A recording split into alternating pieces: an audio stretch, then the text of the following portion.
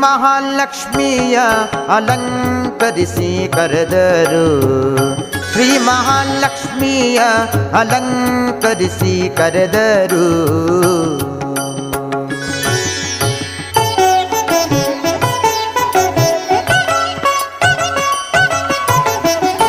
ಕೇಶವ ನಿಮ್ಮ ನಾಮ ಮಾಂಗಲ್ಯ ಸೂತ್ರ ತಾಳಿ, ನಾರಾಯಣ ನಿಮ್ಮ ನಾಮ ತಾಳಿ ಪದಕವು, ಮಾಧವ ನಿಮ್ಮ ನಾಮ ಸುರಗಿ ಸಂಪಿಗೆ ಮೊಗ್ಗು, ಗೋವಿಂದ ನಿಮ್ಮ ನಾಮ ಗೋಧಿಯ ಸರವು.